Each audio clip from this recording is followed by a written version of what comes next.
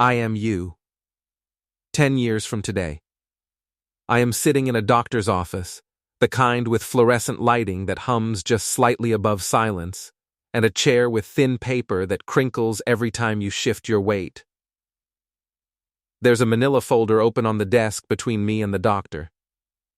She has kind eyes. She's not surprised by what's in it. A lab report. Numbers in red. A word circled in blue pen, type 2 diabetes. Below it, another word, neuropathy, early stage. She speaks. I hear her.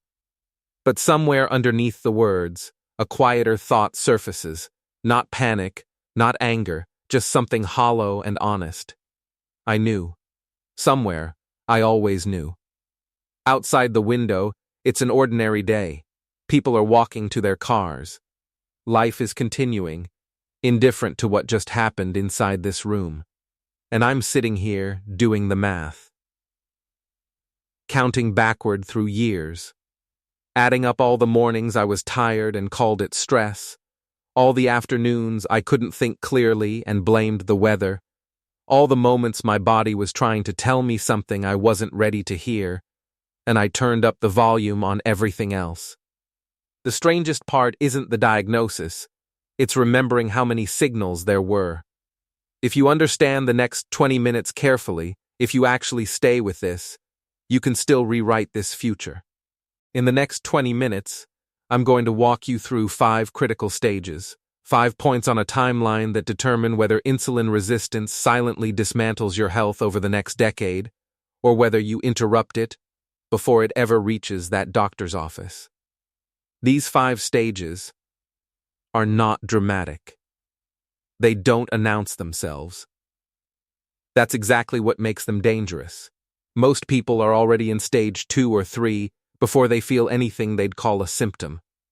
By the time a formal diagnosis arrives, and for more than a third of adults, that diagnosis is coming. Significant. Sometimes irreversible damage has already accumulated quietly, internally, without a single alarm going off. I know this because it happened to me. It happened to the version of you that didn't take this seriously. So, let me start with a definition, not the clinical one, but the honest one. Insulin resistance is what happens when your body stops listening to one of its most important chemical messengers. And like most breakdowns in communication, it doesn't happen overnight.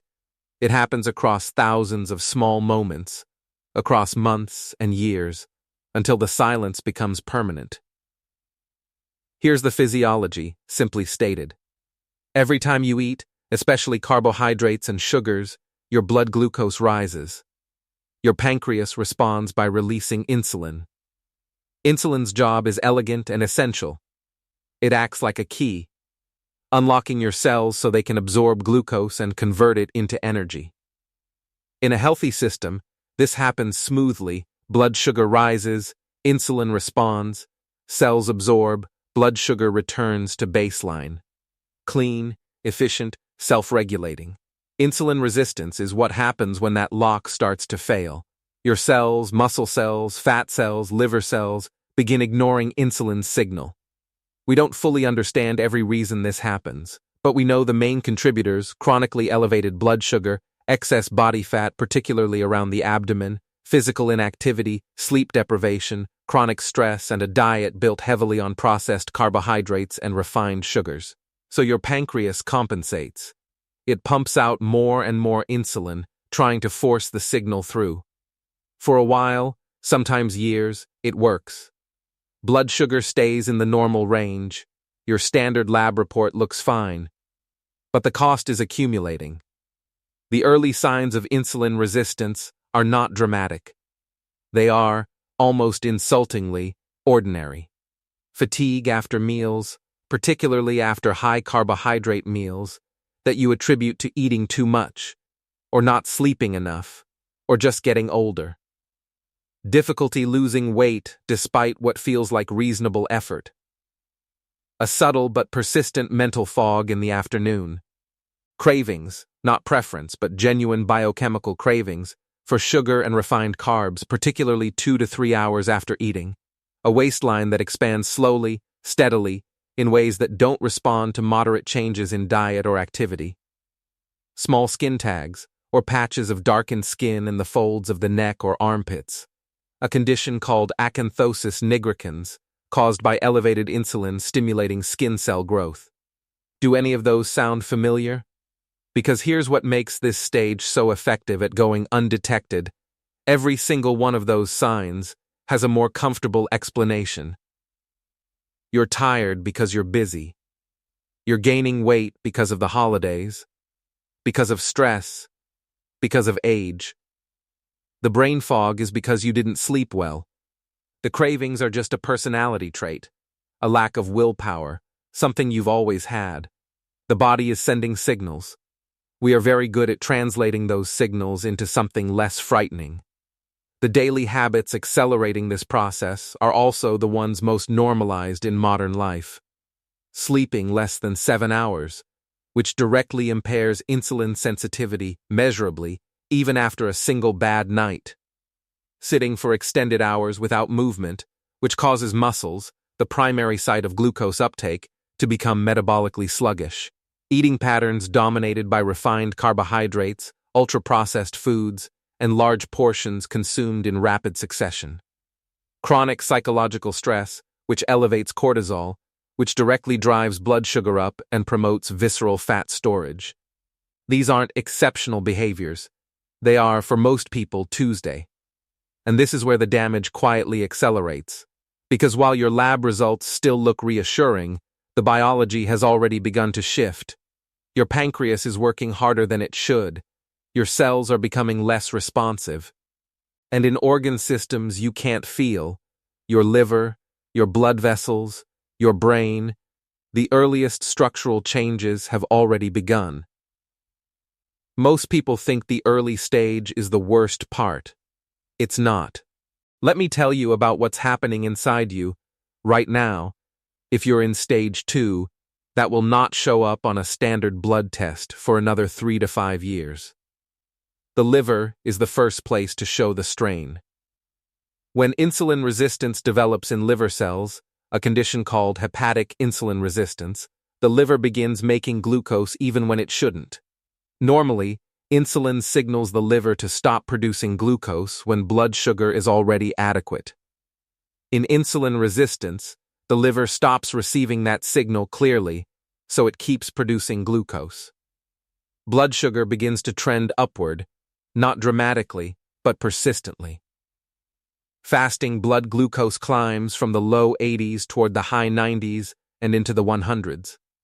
Still within or near the normal range on most lab panels, but moving in one direction. Simultaneously, the liver begins converting excess glucose into fat, a process called de novo lipogenesis. Fat accumulates in the liver itself.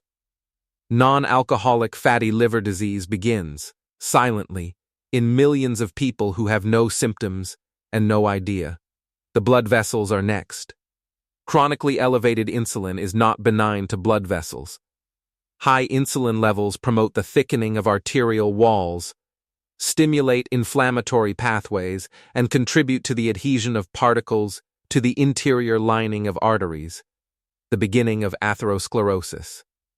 This is not a fast process. It is measured in years, but it is already underway. And then there's the hormonal cascade. Insulin doesn't operate in isolation. It is part of an intricate hormonal ecosystem, and when it becomes dysregulated, everything around it shifts. Leptin, the hormone that tells your brain you're full, becomes less effective. Your brain stops receiving the satiety signal clearly. You can eat a full meal and still feel that restless, unsatisfied hunger an hour later. This is not a failure of character. It is a hormonal miscommunication. Adiponectin, a hormone released by fat tissue that improves insulin sensitivity and has anti-inflammatory effects, declines as visceral fat accumulates. This creates a self-reinforcing loop. More visceral fat leads to less adiponectin, which leads to more insulin resistance, which leads to more visceral fat. Cortisol, the stress hormone, interacts directly with insulin signaling. Chronic stress keeps cortisol elevated, which raises blood glucose, which requires more insulin, which deepens the resistance. And underlying all of this is inflammation. Low-grade, systemic, chronic inflammation is both a cause and a consequence of insulin resistance. Visceral fat, fat stored around the abdominal organs, is metabolically active in a way that subcutaneous fat is not. It releases pro-inflammatory cytokines, molecules like TNF-alpha and interleukin-6 that circulate through the bloodstream and directly impair insulin signaling in cells throughout the body. The inflammation is not localized. It affects the brain. It affects the joints. It affects mood. It affects cognitive function. So why does the lab report still look normal through all of this? Because the standard metabolic panel, the one your doctor orders at your annual physical, is measuring outcomes, not process. It measures fasting blood glucose, HbA1c, triglycerides, HDL cholesterol. These numbers reflect the result of the dysfunction. They don't capture the underlying process until that dysfunction has become significant enough to break through the body's compensatory reserves. Fasting insulin levels, which would reveal hyperinsulinemia directly, are not routinely tested. A 2-hour oral glucose tolerance test, which would show how your blood sugar behaves under challenge, is rarely done until there's already cause for concern. HOMA-IR, a calculation that estimates insulin resistance from fasting glucose and insulin together, is almost never ordered in routine care. You get a clean bill of health. The process continues. But here's what makes this stage dangerous.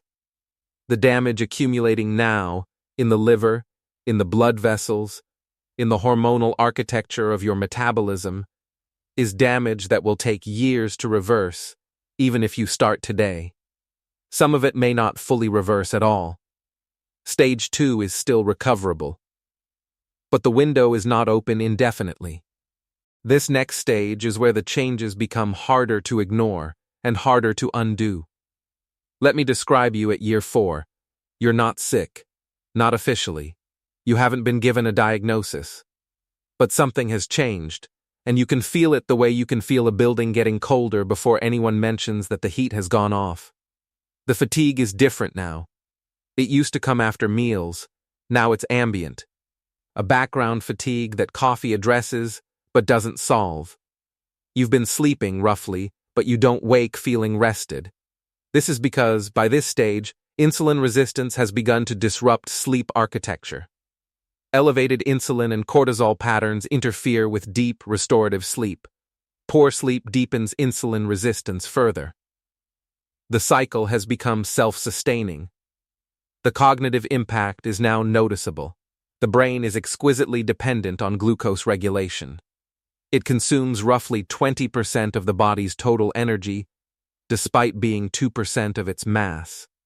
Insulin receptors exist throughout the brain, in the hippocampus, the prefrontal cortex, regions governing memory, attention, and executive function. When systemic insulin resistance develops, brain insulin signaling is impaired as well. Working memory declines subtly. Word retrieval slows. The sustained attention required for complex work becomes effortful in a way it didn't used to be. You attribute this to aging, to stress, to too much screen time. Some of those things are probably contributing. But they're not the root cause. The weight has redistributed. Even if the total number on the scale hasn't moved dramatically, the composition has shifted.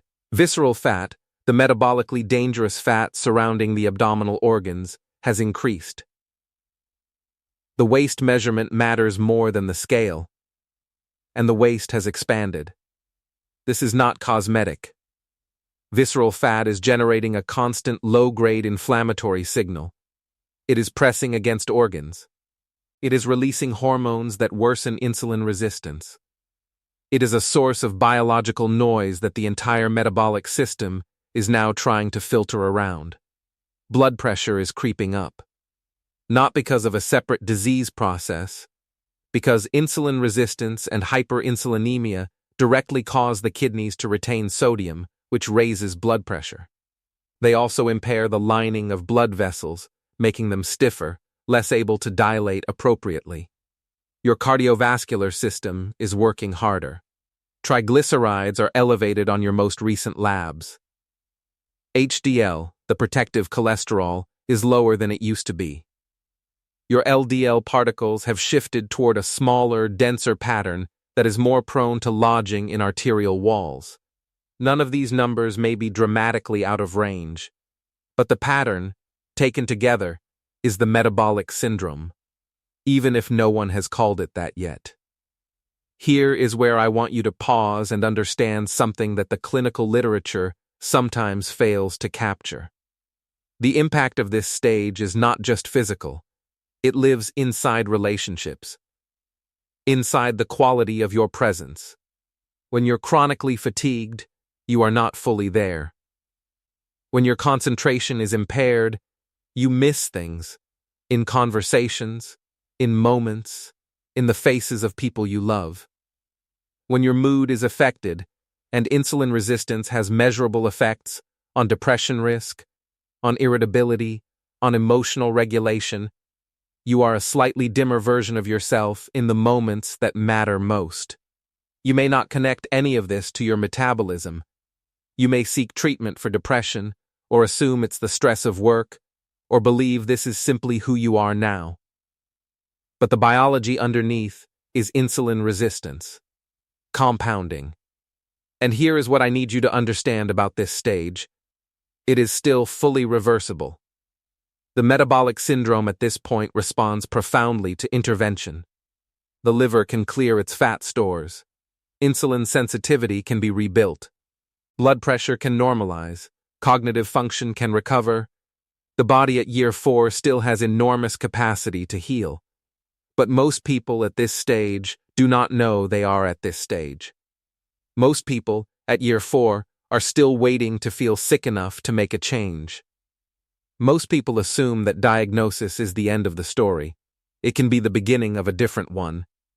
The average person with type 2 diabetes, the most common downstream consequence of untreated insulin resistance, lived with the condition for 7 to 12 years before diagnosis. 7 to 12 years.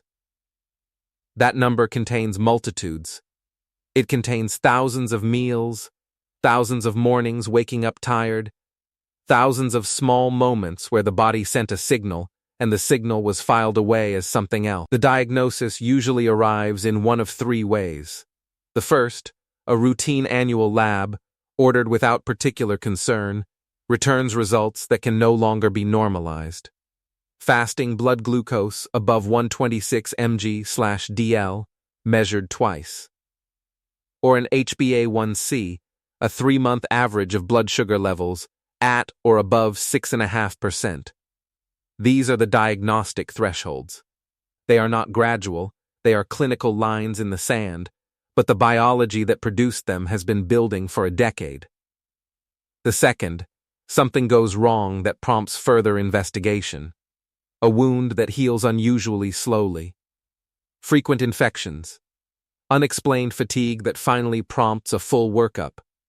Vision changes. Tingling in the feet, early peripheral neuropathy, affecting nerves in the extremities because chronically elevated glucose damages the small blood vessels that supply them. The third, and this one carries a particular weight, a cardiac event.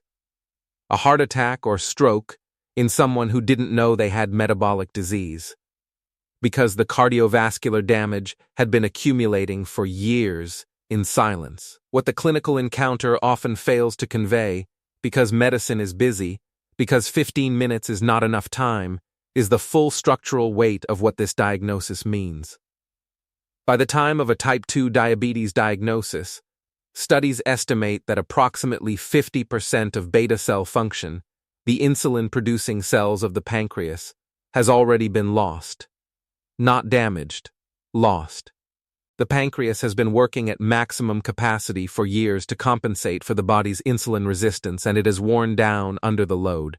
The kidneys have likely been under pressure for years. Chronically elevated blood sugar and blood pressure together are the primary cause of chronic kidney disease. The eyes have been affected. Diabetic retinopathy, caused by damage to the tiny blood vessels of the retina, is the leading cause of new blindness in working-age adults. The cardiovascular risk is now formally elevated.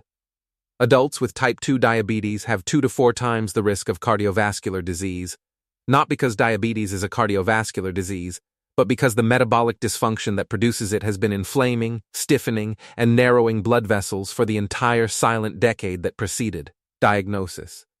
What I remember from that moment in the doctor's office, what I remember from your future, is not the diagnosis itself, it's the math.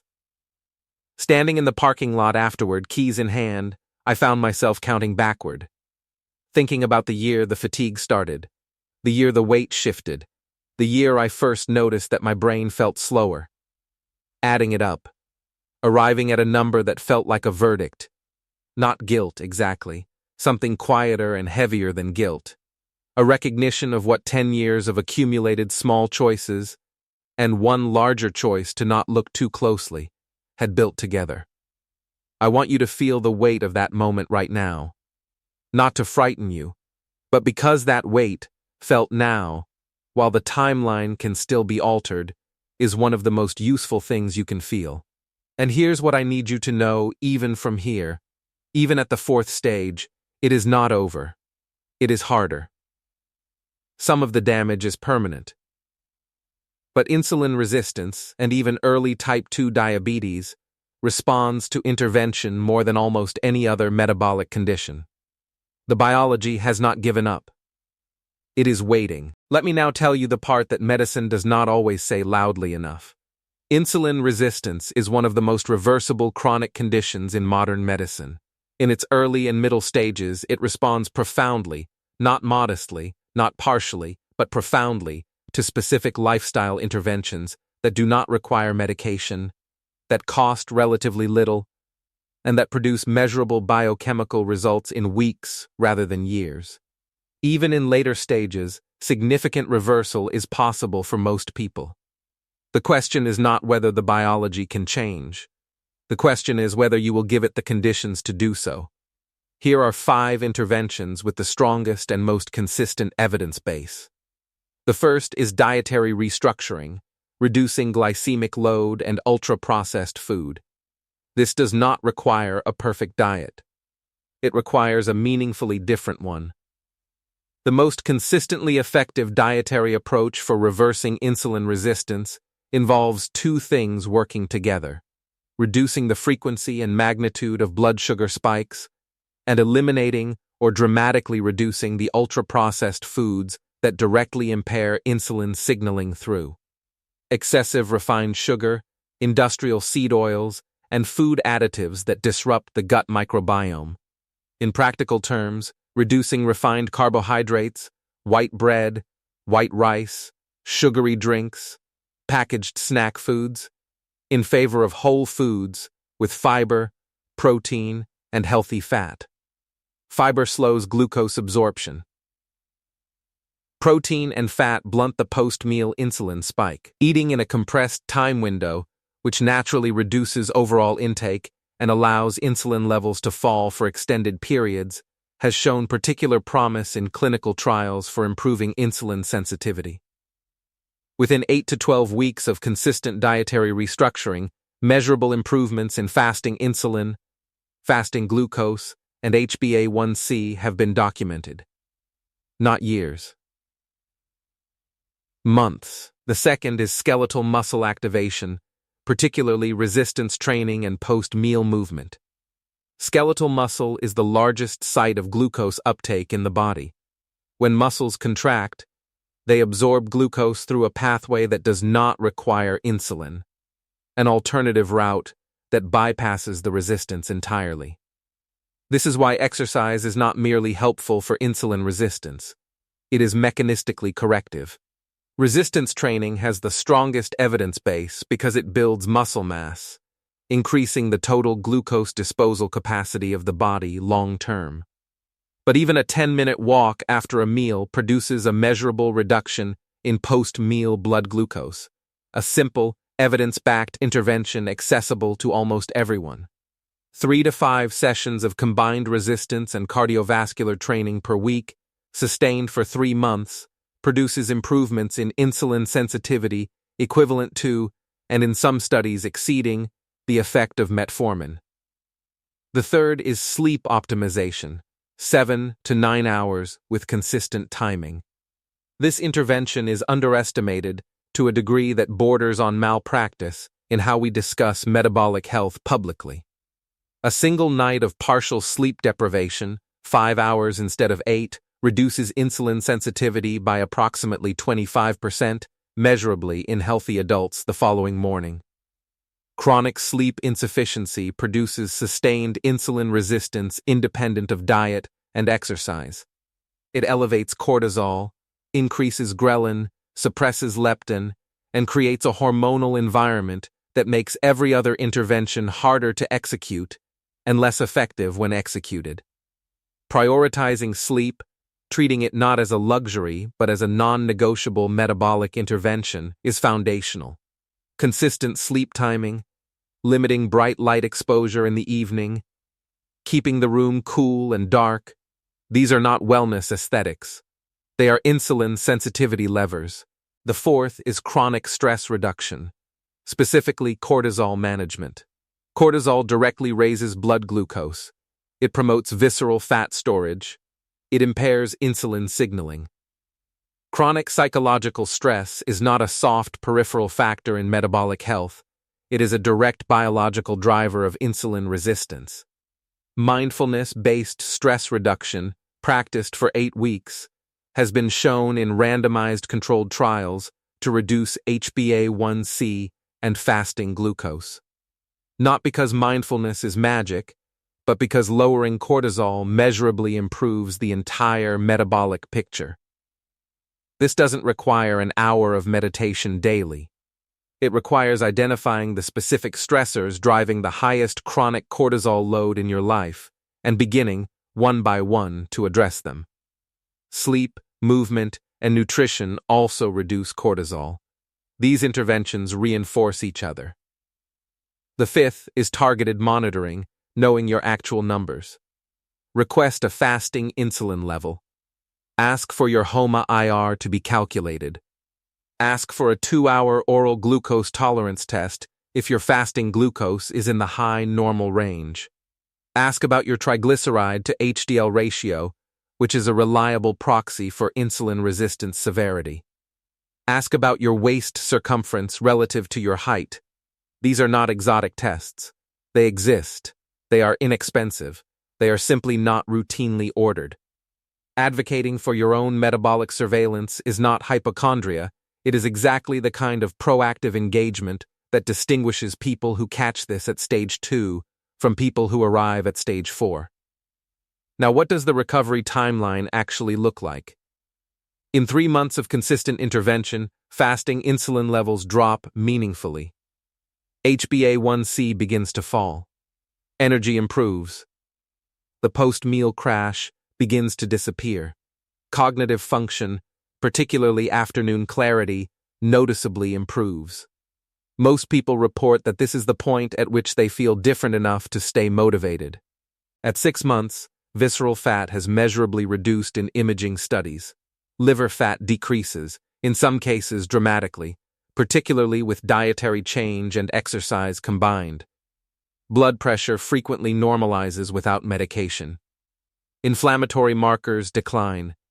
The hormonal ecosystem begins to rebalance, leptin sensitivity improves, adiponectin rises, cortisol patterns regularize.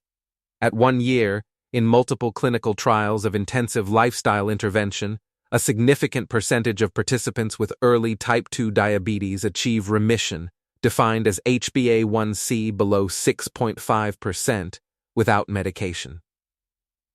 Not management. Remission. In stage 2 or stage 3 insulin resistance, full reversal to normal metabolic function is routinely achievable. These are not outliers. These are the median outcomes of people who engage consistently with the evidence. The question is not whether your body can do this. The question is whether you will give it the chance. I want to come back to where we started. I am you, 10 years from today. And I've been trying to tell you something that took me too long to understand, not because the information wasn't available, but because I kept finding ways to make it someone else's future. A future for people who were sicker than me, less active than me, less careful than me.